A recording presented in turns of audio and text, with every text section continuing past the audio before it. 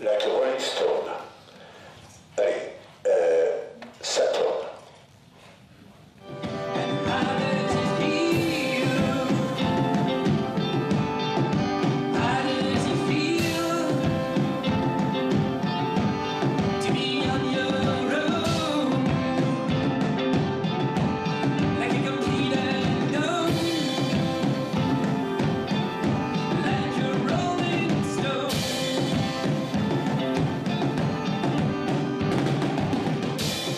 Bonsoir Estelle. Bonsoir Mohamed. Un prix Nobel de littérature joué à la Comédie Française. On a presque envie de vous dire rien de plus logique. Oui, c'est vrai. Alors, Comme une pierre, c'est la traduction de Like a Rolling Stone, un des titres les plus connus, les plus populaires aussi de Bob Dylan.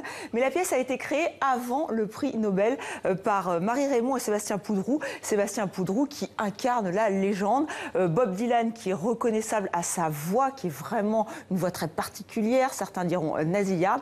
Et nous l'avons entendu, cette voix, la semaine dernière, avec ce discours de remerciement pour le prix Nobel. Écoutez-le. When I received the Nobel Prize for Literature, I got to wondering exactly how my songs related to literature. And you think your ears might have been hurt and your eyes have been filthy from the sad blind dirt.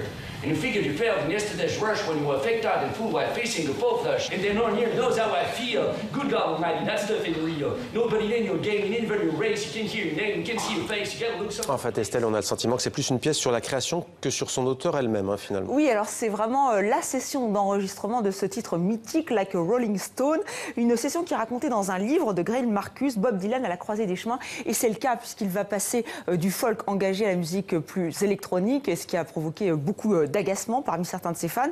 Et le décor est planté dans cette pièce. Nous sommes en 1965 à New York, dans un studio d'enregistrement. Dylan est là avec ses musiciens. Certains vont entrer dans la légende, comme Al Cooper ou encore le guitariste Mike Bloomfield, interprété par l'excellent Stéphane Van Rupen. C'est le blond barbu. Et chacun raconte sa rencontre avec Dylan, qui lui reste plutôt insaisissable, énigmatique, comme on le connaît, c'est-à-dire dans la pièce. Il s'exprime peu. Il s'exprime par le biais de son harmonica quand il veut communiquer avec ses musiciens. Et ce qui est intéressant, c'est que vraiment on comprend comment, par des tâtonnements, par des engueulades, eh bien, ces musiciens arrivent à composer, à jouer ce chef-d'œuvre. C'est vraiment un travail d'équipe. Reportage Guillaume Gouet, Léon Sanchez. 2, 3.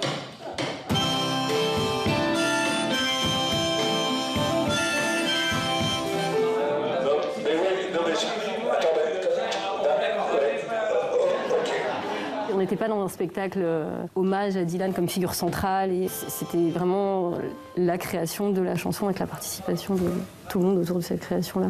Il a dit c'est l'air de la bande-barre, mais c'est un rythme de base. Mais si bien bas, c'est que tu veux quelque chose d'un peu chaloupé, d'un peu...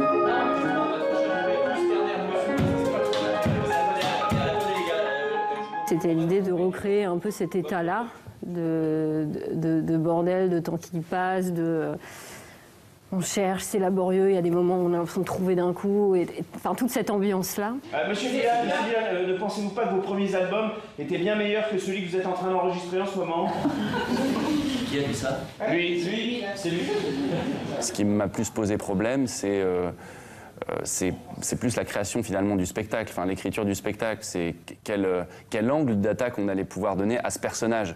Mais finalement, le fait de ressembler à Dylan, que les gens me trouvent crédible en Dylan, c'était pas trop en question. C'est un spectacle sur la création, donc c'est pas un spectacle qui est biopic. Il fallait pas qu'on se dise « Ah ouais, il fait vraiment un super Dylan ».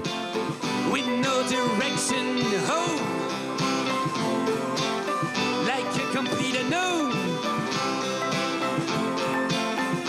like a rolling stone. Voilà, ça va vous trotter dans la tête pendant des jours. Alors, énorme succès de la pièce qui se joue jusqu'au 2 juillet au Studio Théâtre. C'est la plus petite salle de la Comédie Française.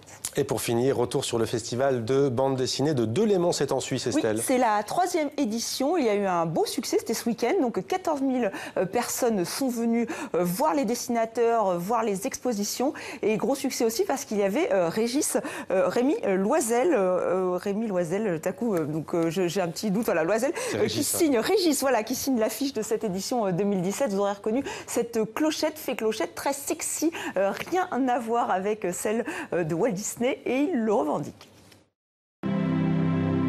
Je voulais montrer que Clochette était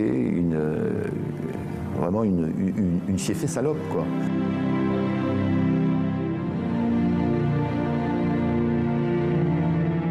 Autant chez Disney, le film part dans une espèce de fable complètement édulcorée, le monde bourgeois. Et moi j'ai pris l'inverse, donc les bas-fonds, hein, le Whitechapel de l'époque, avec où traîne l'ombre de Jack l'Éventreur. C'est pas mon truc, quoi, l'heroic fantasy, les gros muscles, les machins, tout ça.